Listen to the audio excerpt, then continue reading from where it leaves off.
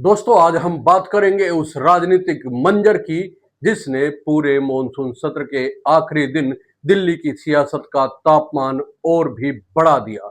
सवाल सीधा है दोस्तों, क्या प्रधानमंत्री नरेंद्र मोदी ने आखिरकार विपक्ष खासकर राहुल गांधी पर सीधा पलटवार कर दिया है? क्या यह वही जवाब है जिसकी तलाश पूरे सत्र के दौरान कांग्रेस कर रही थी, जब राहुल और प्रियंका गांधी खुलेआम प्रधानमंत्री नरेंद्र मोदी को कायर कह रहे थे?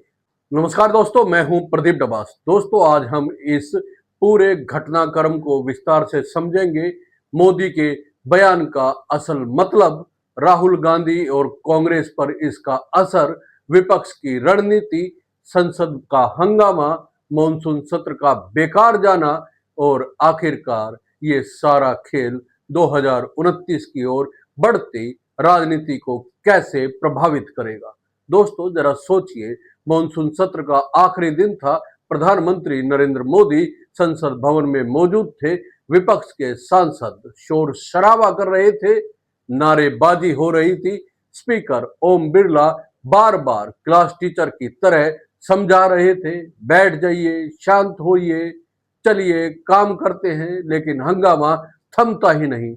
और ऐसे माहौल में सत्र अनिश्चित काल के लिए स्थगित कर दिया जाता है। लेकिन असली खबर सदन के अंदर से नहीं, बल्कि उसके बाद एनडीए की बैठक में बनी।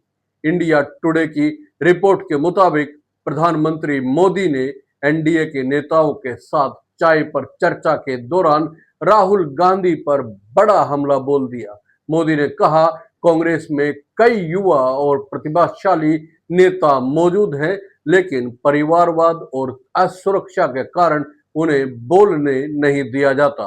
राहुल गांधी ऐसे नेताओं की मौजूदगी से घबराते हैं। अब सोचिए, यह हमला सिर्फ राहुल गांधी पर नहीं था, यह कांग्रेस की पूरी संरचना पर चोट थी और इसी परिवारवाद पर मोदी ने तीर छोड़ दिया है। अब सवाल यह उठता है, क्या मोदी का यह बयान राहुल गांधी के कायर वाले बयान का जवाब है? याद कीजिए दोस्तों, पूरे मॉनसून सत्र के दौरान राहुल गांधी और प्रियंका गांधी बार बार मोदी को कायर कह रहे थे और उससे पहले भी कांग्रेस की ओर से सरेंडर नरेंद्र के पोस्टर तक जारी कर दिए गए थे। राहुल ने कहा था, मोदी कायर है, जनता का सामना नहीं कर सकते। प्रियंका ने कहा था, प्रधानमंत्री में साहस नहीं है। तो क्या अब मोदी भी उसी भाषा पर उतर गए हैं?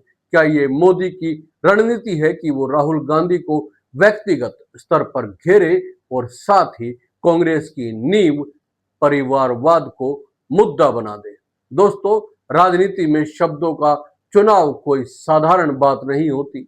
जब मोदी कहते हैं कि राहुल गांधी कांग्रेस के युवा नेताओं से घबराते हैं, तो इसका मतलब साफ है, मोदी ये संदेश देना चाहते हैं कि राहुल गांधी खुद असुरक्षित नेता है, जो खुद अपनी ही पार्टी के युवाओं से डर गए।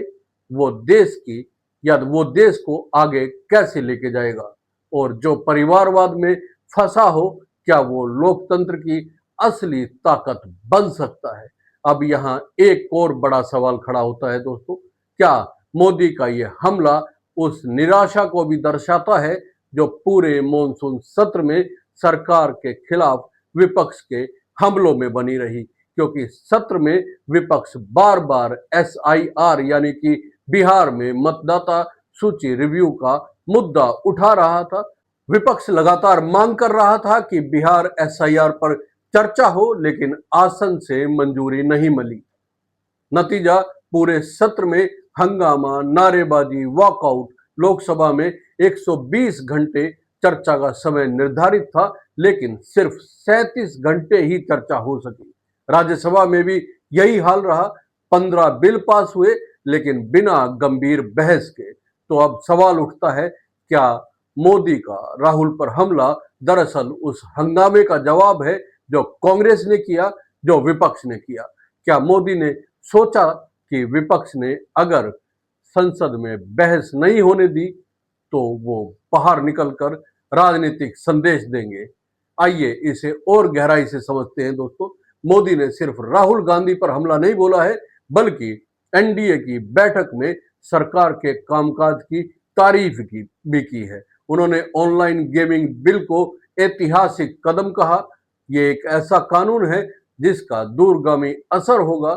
अब सोचिए, एक तरफ विपक्ष हंगामा कर रहा है और दूसरी तरफ सरकार कह रही है हमने काम किया, हमने कानून बनाए, हमने आगे की सोच रखी। तो क्या ये कांग्रेस बनाम काम का नैरेटिव है? क्या मोदी ये दिखाना चाहते हैं कि कांग्रेस सिर्फ हंगामा करती है जबकि एनडीए काम करता है? और क्या इस नैरेटिव में राहुल गांधी को परिवारवाद और असुरक्षा के प्रतीक के रूप में पेश करना ज्यादा आसान हो जाता है? दोस्तों, अब यहां से कहानी और दिलचस्प हो जाती है।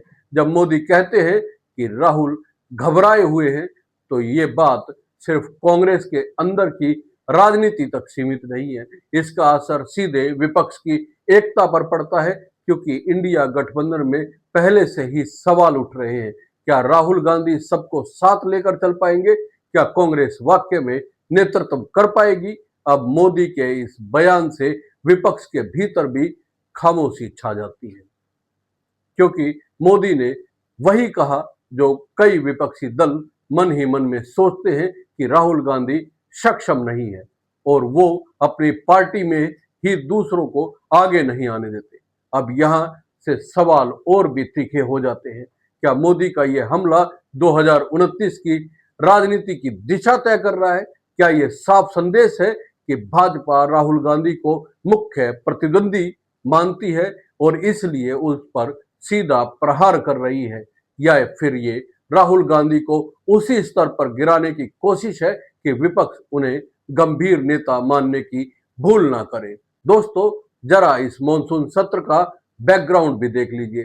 पूरा मॉनसून सत्र हंगामे में निकल गया। विपक्ष चाहता था कि बिहार एसआईआर पर चर्चा हो, लेकिन नियम 267 के तहत दिए गए नोटिस उप सभापति ने खारिज कर दिए। नतीजा नारेबाजी, वॉकआउट और स्थगन। लोकसभा में भी यही हाल रहा। प्रश्नकाल नहीं चला। स्पीकर ओम बिरला बार बार समझाते रहे, लेकिन विपक्ष शांत नहीं हुआ।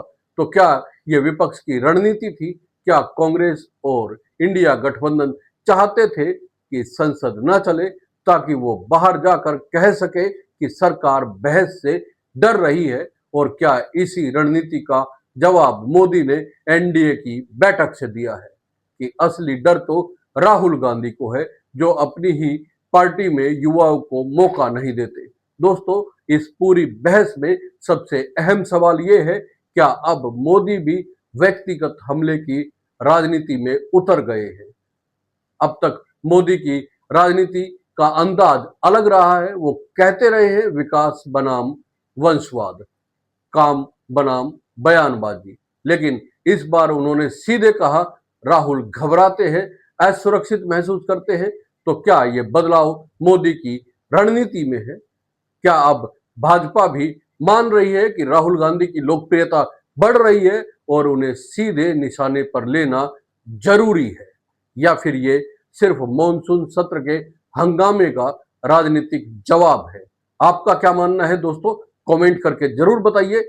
ये वीडियो अगर आपको अच्छी लगी है तो लाइक कीजिए, शेयर कीजिए और चैनल को सब्सक्राइब करना ना भूलें। जय हिंद, नमस्कार।